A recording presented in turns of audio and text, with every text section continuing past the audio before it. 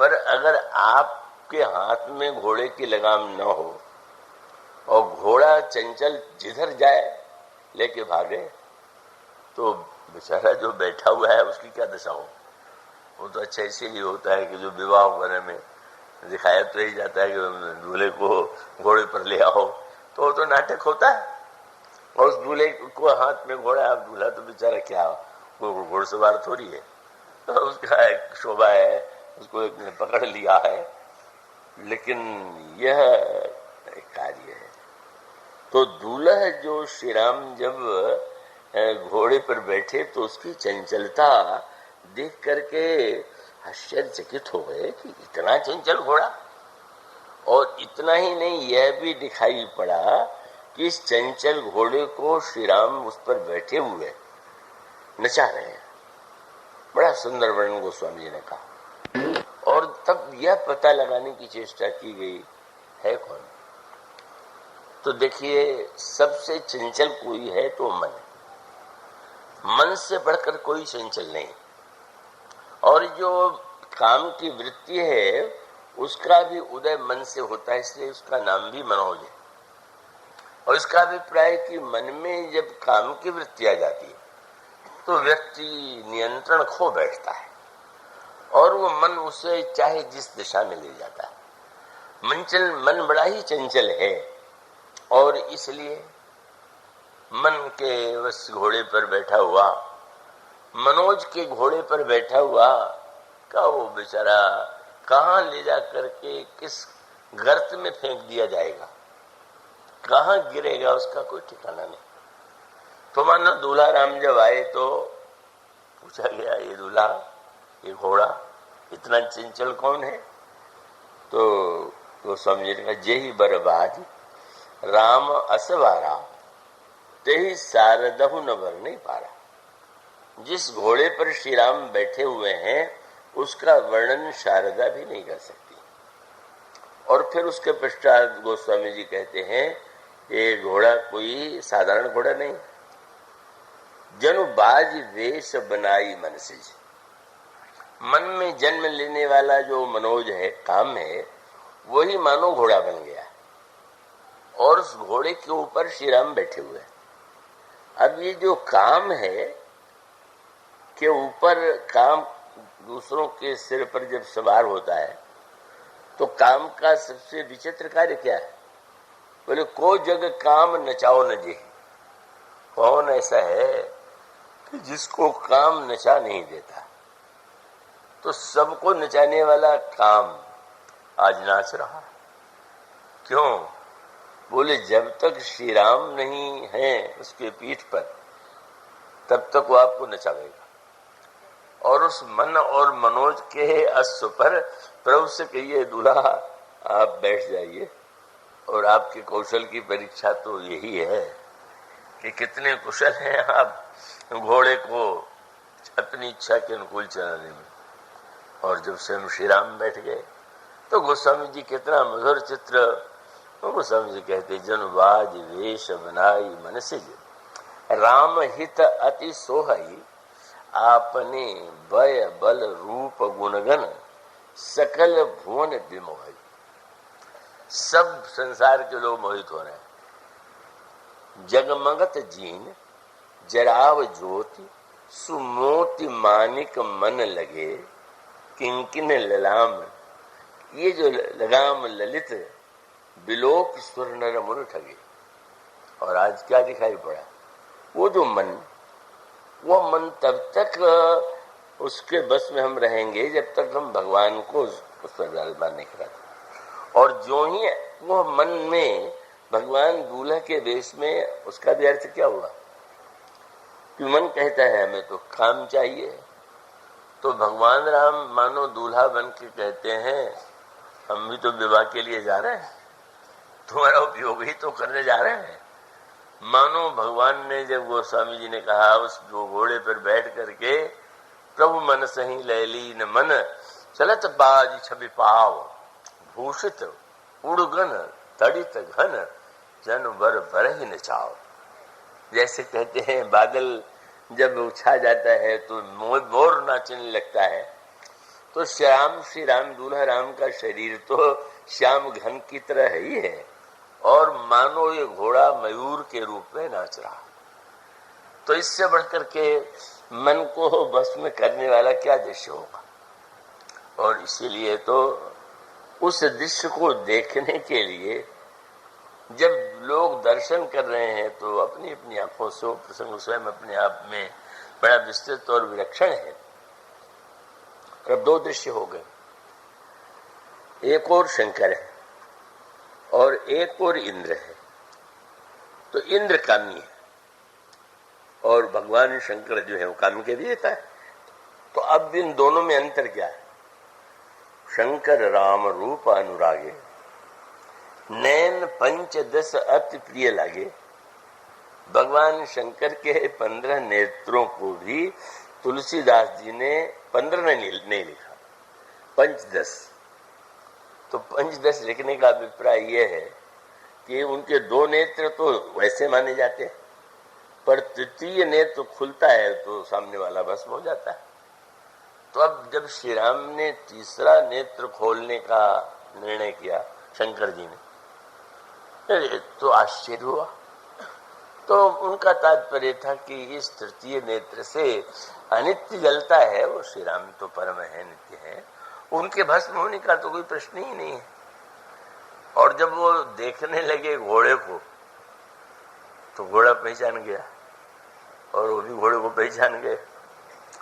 मानो घोड़े ने कहा, जब शंकर जी ने तीसरे नेत्र को खोला और दूल्हा राम घोड़े में बैठे हुए शंकर जी, तो मानो से व्यंग में कहा, संकेत किया, कहाँ गया आपके तीसरे नेत्र का प्रताप? आपने खोला और एक मुख से नहीं 5 मुख पे और 5 नेत्र खोल दिया। तो भगवान शंकर ने यही कहा कि हाँ, तुमको ये भ्रम नहीं होना चाहिए कि तुम मेरी दृष्टि के सामने पड़ने पर भी जल नहीं रहे हो। मानो अगर घोड़े ने कहा, काम ने कहा जला के देखिए, तो शंकर जी ने व्यंग में कहा जरा उतर करके देखो। राम जब अलग हो जाएंगे तो तुम क्षय भर में बस हो जाओ। तो उसका अभिप्राय कि जब वो काम की वृत्ति भगवान से जुड़ जाए, और इसीलिए इंद्र ने शंकर जी से बाजी मार ली। राम ही चतो सुरेश सुजाना, गौतम शाप परम हित माना। और इस तरह से मानो ये जो विवाह प्रसंग है, व्यक्ति के मन के संदर्भ को पवित्र करने वाला, और बुद्धि से तो उसकी अद्भुत व्याख्या यही है। धनुर्भंग का तात्पर्य क्या है, लिया के उद्धार का तात्पर्य क्या है, और वहां पर अहंकार तो इस विवाह में रहेगा कैसे? तो ब्रह्मा देवताओं के साथ बड़े प्रसन्न भाव से विवाह में आए, लेकिन पहले प्रसन्न आए थे और आके कुछ उतने प्रसन्न नहीं लगे। क्यों? जब मनुष्य का किसी से कोई नाता जुड़ जाता है, उस गर्भ होता है। तो ब्रह्मा को बड़ी प्रसन्नता थी कि ये विवाह मेरे बनाए हुए संसार में हो रहा है, इससे बड़ी बात क्या होगी। पर जब वहां पहुंचे तो गोस्वामी ने कहा, विधि भयउ आश्चर्य विसेखी, निज करनी कछु कतहु न देखी। जनकपुर में उनको बनाया हुआ कुछ नहीं दिखाई पड़ा, बस अहंकार समाप्त हो गया। सोचने लगे ये है क्या। जब ये कहा तो शंकर जी ने कहा, तुम का राम को देखने आए हो कि निज करनी देखने आओ? निज करनी क्यों ढूंढ रहे हो? अरे निज करनी तो व्यक्ति देखते ही दिखाता रहता है, यहाँ तो निज करनी के स्थान पर जो निज करनी वाले का भी करने वाला है उसका स्थान। तो वो इस तरह से बुद्धि और अहंकार मानो इन सब लीलाओं में अलग अलग उसका बड़ा दिव्य स्वरूप। पर ये जो चित्त है, अब ये चित्त की भूमिका कैसे क्या करें? चित्त का समाधान बहुत कठिन हो गया, कठिन है। अब आप उसको उस रूप में जोड़िए और उसको आध्यात्मिक तत्व से जोड़ करके उसको हृदयंगम कीजिए कि प्रभु के कर कमलों में जो मुद्रिका है उस मुद्रिका में राम नाम अंकित है, प्रभु से धारण किए हुए हैं। अब गोस्वामी जी कहते हैं कि रूप साधना के द्वारा मन की समस्या का समाधान, भगवत स्वरूप का विश्लेषण, मानव बुद्धि का प्राधान्य, भगवान की ही सब सृष्टि उन्हीं की बनाई हुई है, ये अहंकार का, पर ये जो चित्त है उसका समाधान है राम नाम में।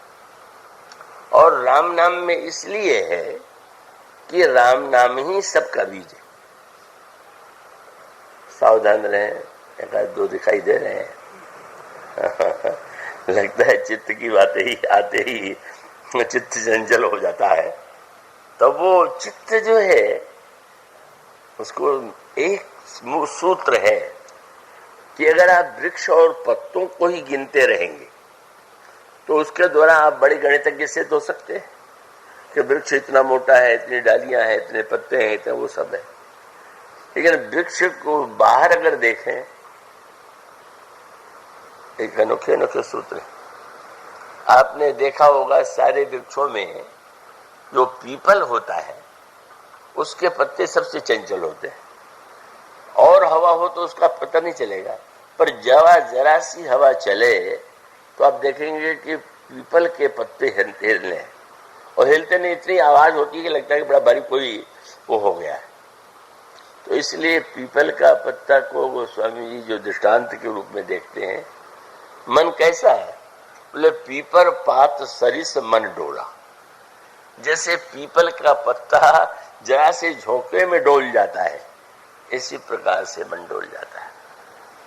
और अब भले अब क्या कीजिए, आप पत्तों को क्या एक एक को पकड़िएगा क्या?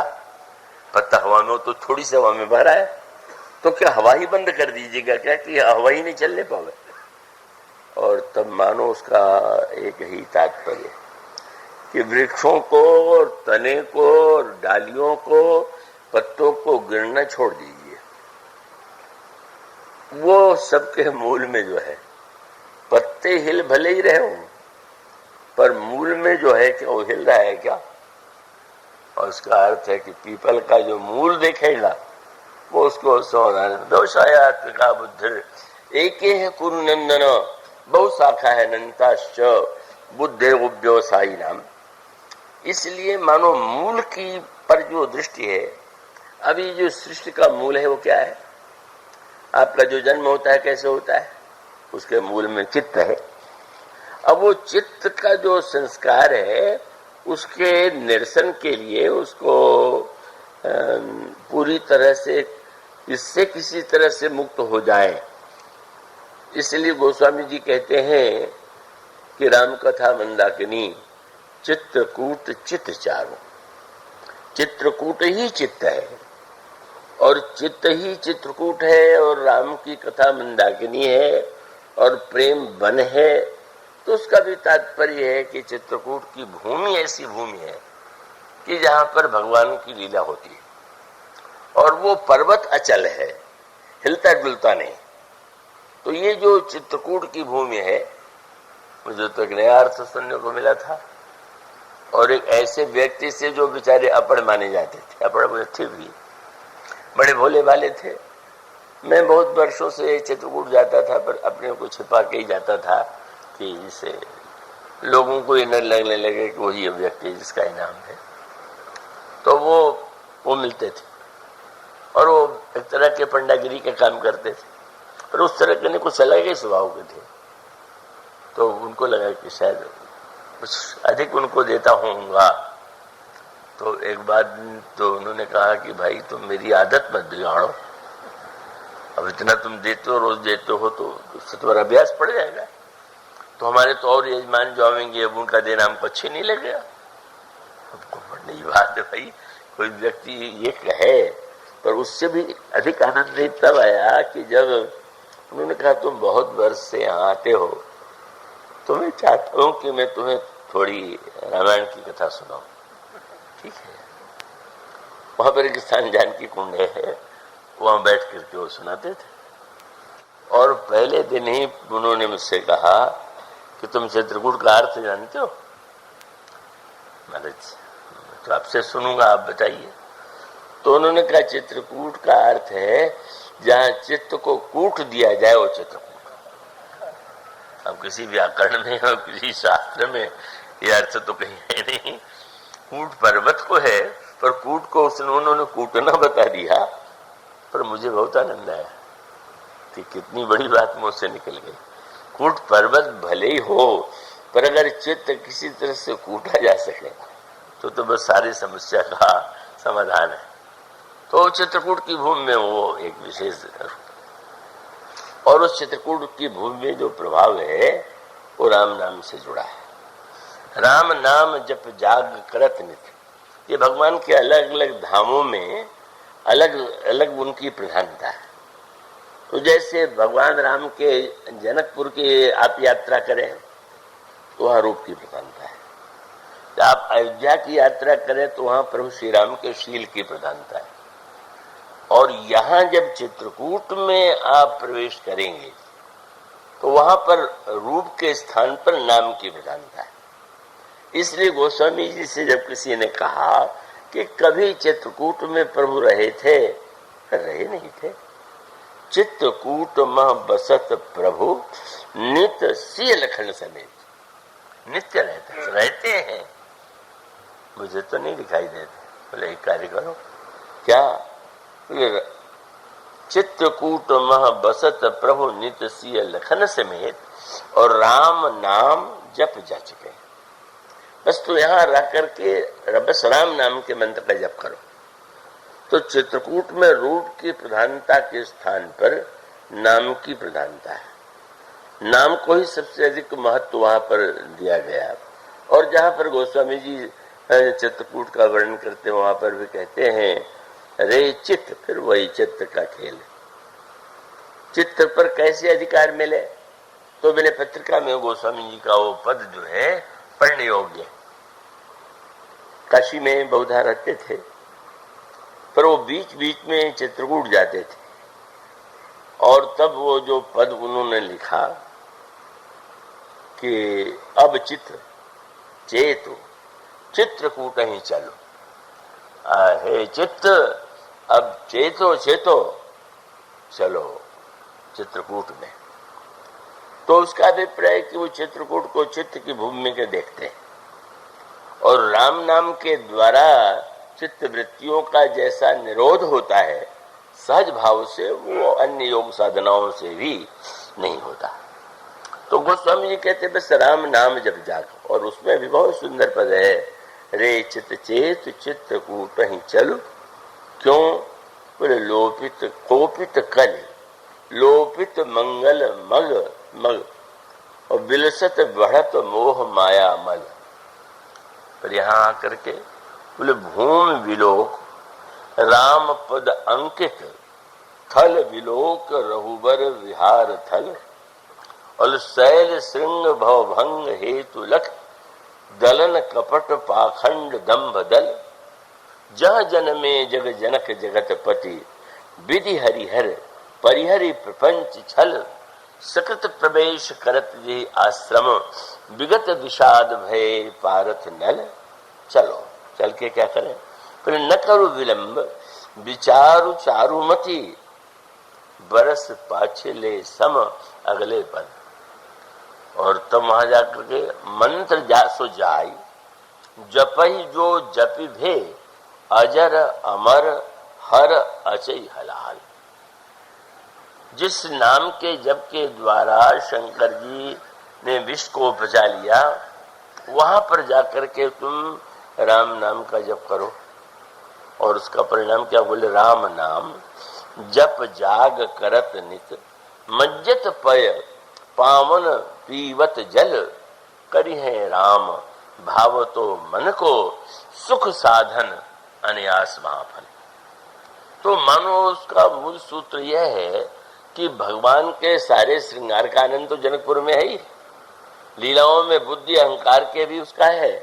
पर गोस्वामी जी कहते हैं बहुत छोटा सा उपाय है।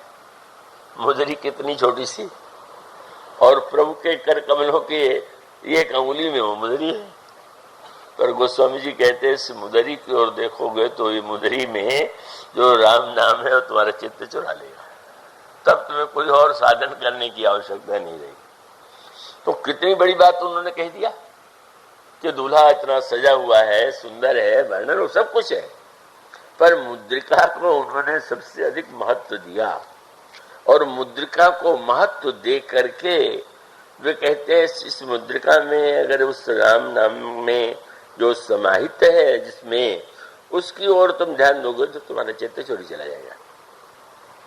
अब यह मुद्रिका जो भगवान राम के कर कमलों में थी, बाद में जनक नंदिनी सीता के को दे दी गई प्रभु श्री राम के द्वारा। अपने व्यंग विनोद में जब वो खेल खेल में पासे आदमी श्री राम सीता जी के सामने हार गए, तो हारने पर कुछ दिया जाता है, तो उन्होंने मुद्री जो थी, अब वो मुद्रिका स्वयं बड़ी दिव्य चिन्ह है, पर जब भक्ति देवी के कर कमलों में पहुंच गई तो फिर तो कहने क्या का साक्षात ज्ञान में प्रभु राम में वो मुद्रिका चिन्मय तो थी, लेकिन जब जानकी जी ने ले लिया तो और अब ये दोनों में जो एक भक्ति है, भक्त रस और ज्ञान का सामंजस्य है, चैतन्य का विलास है, राम नाम है, वो है मुद्रिका। तो प्रभु ने हनुमान जी को मुद्रिका दे करके केवल चिन्ह नहीं दे दिया कि सीता जी को दिया कि मेरा चिन्ह दे देना, और उसका अर्थ सबसे बड़ा अर्थ उसको बंदरों को बड़ा बुरा लगा कि जब प्रभु ने औरों को तो कुछ नहीं उसको उनको दिया, और देने के बाद हनुमान जी ने उसे मुख में रख लिया। तो किसी ने कहा अनाड़ी को देने से ही होता है, मुदरी कोई खाने की वस्तु है क्या? अरे मुदरी ये मुंह में क्यों डाल दिया? पर भगवान समझ गए कि इसने मुदरी को सही अर्थों में देखा, सही अर्थों में मुदरी का तत्व समझ गया, और वो मुदरी भगवान श्री राम ने दिया। तो प्रभु मुद्रिका मेले मुख माही माने, प्रभु आपने जो कुछ करने के लिए कहा है, क्या किसी व्यक्ति में ये सामर्थ्य है क्या कि आप और जनक नंदिनी के बीच का जो अद्भुत तात्विक संबंध है, अन्यों से जो आपका संबंध है वो भावना के स्तर पर है, तो कोई क्या और जान सकता है? आपने कह दिया तुम जाकर के मेरा संदेश सुनाना, पर मैं यह सोचता हूं कि आपने मुझे एक बहाने से आश्रय दे दिया कि नहीं नहीं तुम मुद्रिका को ले जाओ और ये मुद्रिका ही तुम्हारे मुंह से बोलेगी। संदेश जो सुनाना है मुंह से सुनाना है, मुद्रिका को बोलना है। तो हनुमान जी ने मुख में इसलिए रख लिया कि प्रभु आपका बल, आपका विरह मुदरी जैसा जानती और कोई जानता नहीं। तत्वतः वो अभिन्न है, रूप और उससे भी श्रेष्ठतम है। तो ऐसी स्थिति में आपने जो आदेश दिया उसको मैं एक माध्यम में दिखाई दूंगा कि हनुमान बोल रहा है, पर वस्तुतः तो आपकी मुद्रिका ही बोलेगी। अब उस मुद्रिका को चिन्मय तत्व के रूप में हनुमान जी महाराज ने किस किस अर्थों में देखा, कितना अद्भुत प्रसंग है।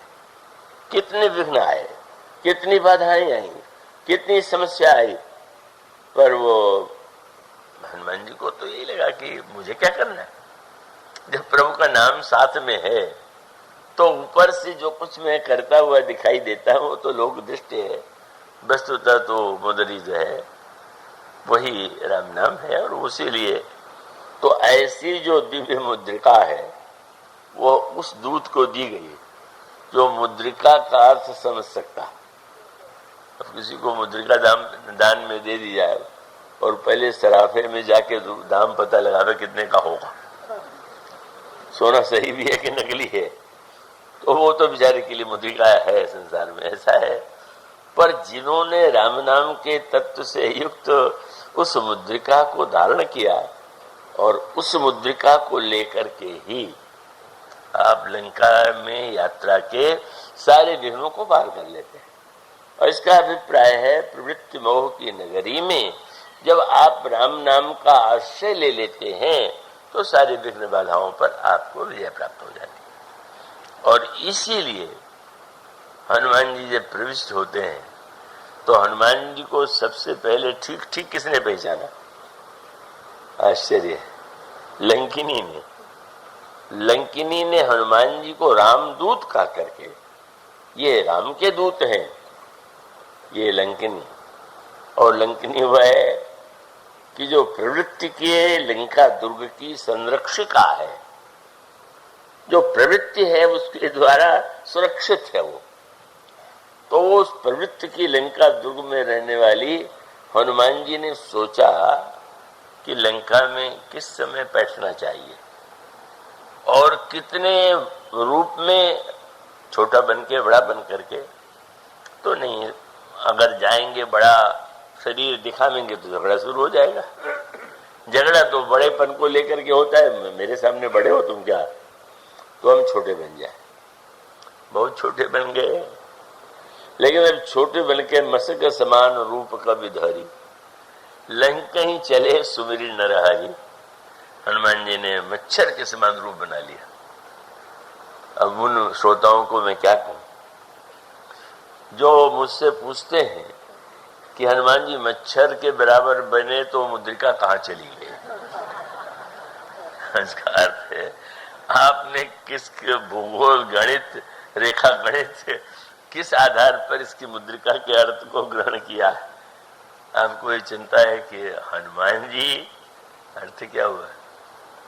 हनुमान जी में मुद्रिका है कि मुद्रिका में हनुमान जी है? यही तो जान लेने का तत्व है। दिखाई देखे तो दोनों तरह से, राम नाम में हनुमान जी में राम नाम। मानो एक ऐसा अद्भुत तत्व है कि वो मुद्रिका कोई उसके नाप तौल से उसका है कि कितनी बड़ी थी और मुद्री कितनी बड़ी थी, वो तो राम नाम का चिन्मय रूप है और वो भक्त की इच्छा के अनुकूल जैसा आकृति ग्रहण कर लेती है। उसके बाद उल्टा हो गया। जब वो भीतर बैठने लगे तो लंकी, उसकी दृष्टि बड़ी पैनी। ये लंका वालों की दृष्टि पैनी बहुत होती है और विशेष रूप से दूसरों का दोष देखने में बड़े निपुण होते हैं। तो अगर ये कहीं आप में निपुणता हो तो सावधान रहिएगा। दूसरों के दोष देखने में आपकी बड़ी सूक्ष्म पैनी दृष्टि हो तो पूछ लीजिएगा कहीं लंकिनी तो नहीं आ गई आंख में। और उस लंकिनी ने, अच्छा छोटे बन के जा रहे हो, तुम असली चोर हो, रात के समय जा रहे हो, छिप के जा रहे हो, छोटे बन करके जा रहे हो, कहां जा रहा है, किससे पूछ के जा रहा है? हनुमान जी ने क्या किया? हनुमान जी ने कहा अनोखी बात हुई, मैंने झगड़ा बचाने के लिए ये रूप बना लिया, यहां उल्टे हो गया। और तब हनुमान जी ने अपना रूप बड़ा बनाया और लंकिनी के मुख पर एक मुक्का कस के मार दिया। और उस एक मुक्के का चमत्कार यह हुआ कि मसक गोस्वामी जी ने कहा मुठका एक महाकपि हानि रुधिर बमत धरनी धन मानी। मुंह से रक्त बहने लगा, पृथ्वी पर लौटने सी लगी, लेकिन लंकिनी का परिवर्तित हो गया जीवन। क्यों? उस मुक्के के आघात को, लंका आघात तो हम लोगों के जीवन में भी लगता है, किसको चोट नहीं लगती। इसीलिए देवी ने, कवित्री ने कहा धन्यवाद दीजिए तुलसीदास जी को, रत्नावली को, कि जिन्होंने तुलसीदास को तुलसीदास बना दिया। अगर उन्होंने न फटकारा होता तो उतने बड़े महात्मा कैसे बनते। तो मैंने कहा कि अब फटकारने से अगर तुलसीदास बनते होते तो शायद घर घर तुलसीदास बन जाते। तो ये इसी तरह से मुक्का सबको लगा करता है। मुक्का तो हनुमान जी ने रावण को भी मार दिया था और गिरने के मुक्का लगते पर रावण गिर पड़ा था, पर उठ के जगा तो पहला वाक्य क्या कहा? मूर्छा गई बहुरिसो जागा कपि बल विपुल सराही लगा। वाह वाह, मैं पहले से जानता हूं कि उस तपस्वी की सेना में अगर कोई वीर है तो तुम असली हो। तो अब कोई आपकी प्रशंसा करे और शत्रु करे तो क्या कहना है। लेकिन हनुमान जी के ने प्रशंसा सुन करके क्या कहा? धिक धिक, अच्छा मैं तुम्हारी प्रशंसा कर रहा हूं, तुम मुझे धिक्कार रहे हो। हनुमान जी ने कहा मैं तुम्हें नहीं धिक्कार रहा हूं, अपने को धिक्कार रहा हूं। क्यों? बोले धिग धिग अधम मंद मति मोही और जौते जिया से रहा सुरद्रोह। मेरा मुक्का लगने के बाद भी तुम फिर से यूं के तो हो गए, काहे का ये मुक्का है। उस मुक्के को लंकिनी ने पहचाना और ऐसा पहचाना कि गिर पड़ने पर उसने मुक्के की कितना तुम्हारा मुक्का शक्तिशाली है, कितना बलवान है, ये नहीं संभाल के पुण्य संभारी उठी सो लंका और जोरी पानी करे विनय से शंका।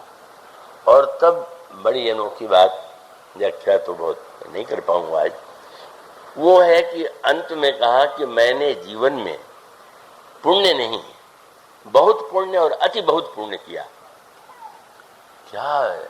किसी को मुक्का मार के कोई गिरा दे तो बल की तारीफ होगी, पर मेरा पुण्य बहुत है।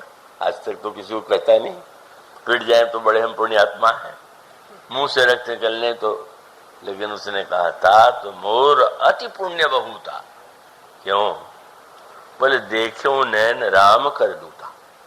वैसे भी कोई संत मिल जाए तो पुण्य का परिणाम, आप तो राम के दूत हैं, कहने के लिए तो आप सीता जी के पास प्रभु का संदेश लेके जा रहे हैं, लेकिन मुझको भी जो संदेश आपके मुक्के ने दे दिया, मेरे भ्रांति का जिस तरह आपने विनाश किया।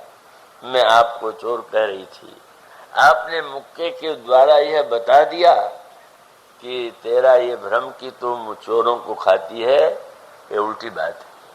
अगर तू चोरों को खाती होती तो सबसे पहले रावण को खाती, जो सीता जी को चुरा के लाया। मैं पता लगाने आया हूं तो मुझे चोर कह रही, बस भ्रांति दूर हो गई। क्योंकि रामदूत, ये नहीं कि वो सीता जी के पास, बोले रामदूत, बस इससे बढ़कर के कोई पुण्य था तो मोर अति पुण्य बहुता, देखे उन्हें राम करूता। यह लंकिनी कितनी धन्य बनी, कितना इसका। मैं संबलपुर में गया तो वहां मंदिर है देवी का, और देवी का नाम सम्बलेश्वरी, पर वहां अनोखी गाथा प्रचलित है कि वो जो लंकिनी थी वही बाद में प्रहार के बाद देवी बन करके उन्हीं का नाम सम्बलेश्वरी। अटपटा सा लगा, लेकिन इसका अभिप्राय है कि जब साक्षात हनुमान जी के द्वारा वो मुक्का माने पूर्व स्मृतियों को जगा देना। उसने कह दिया मुझे पहले भी ब्रह्मा ने कहा था, पर मैं भूल गई थी। तो दूत जैसे याद दिलाता है, आपने भी जब रावण ही ब्रह्म बर दीना, चलत विरंच कहा मुह चीन्हा, बिकल होशते कपि के मारे, तब जानिस निश्चर संहारे, तो तात मोर अति पुण्य बहुता।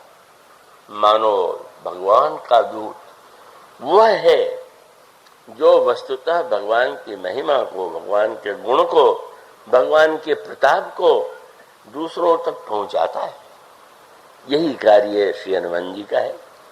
और इस तरह से कितना परिवर्तन हुआ लंकिनी में कि जब उसने प्रभु से कहा, हनुमान जी से कहा, प्रविश नगर की जय सब काजा, हृदय राखी कौशलपुर राजा। इस तरह से श्री राम दूत जो अहंकार शून्य है, कर्तृत्व शून्य है, और जिन्होंने राम नाम की चिन्मय मुद्रिका अपने कंठ में धारण कर रखी है, वे रामदूत जीव के कल्याण के लिए श्री राम का गुणानुवाद, महिमा लोगों तक पहुंचाते रहते हैं। इसलिए भगवान राम की, हनुमान जी की वंदना में दो प्रकार के शब्द हैं। एक तो है कि जो श्लोक पढ़ते हैं अतुलित बलधाम, उसमें कुछ लोग कहते हैं रघुपति प्रिय दूतम राम दूतम नमामि, पहले ऐसा था। एक है प्रिय भक्तम, तो मैं तो बड़े संकट में पड़ जाता हूं कि उनको प्रिय भक्तम कहें कि रामदूतम कहें। और वस्तुतः भक्ति और रामदूत होना ये सबसे कठिन कार्य है, और यह हनुमान जी से बढ़कर के दूत कार्य करने वाला कोई नहीं। इसलिए संपाति ने जो कथा सुनाई, उसको जिन्होंने जीवन में पूरा साकार करके दिखाया, तासु दूत बस तुम तज कदर आई, राम हृदय धरी करहु पाई। तो मैं क्या करूं, गाड़ी तो आगे बढ़ गई। हो सकता है कुछ श्रोता सोच रहे होंगे कि आज कथा समाप्ति नहीं होगी क्या ये तो बोले चले जाए। तो ऐसे तो बहुत कुछ कहना है और कहना शेष ही रहेगा, पर वो सीमा है और आप लोगों को दूर से आए हैं, जाना है। पर हम इस रामदूत का जो स्वरूप है, मनोजवम मारुतुल्य वेगम जयेन्द्रियम बुद्धिमताम वरिष्ठम माता तुजम बानरदूत मुख्यम श्री राम दूतम शरणम प्रपद्ये। इस तरह से हनुमान जी का जो दिव्य दूतत्व जो है, जिस तरह से जनक नंदिनी सीता और श्री राम को मिलाता है, और उस प्रसंग का जो इतने दिनों तक चल रहा था वो कल उसका समापन विश्राम होगा। आज इतना ही। बोलिए सिया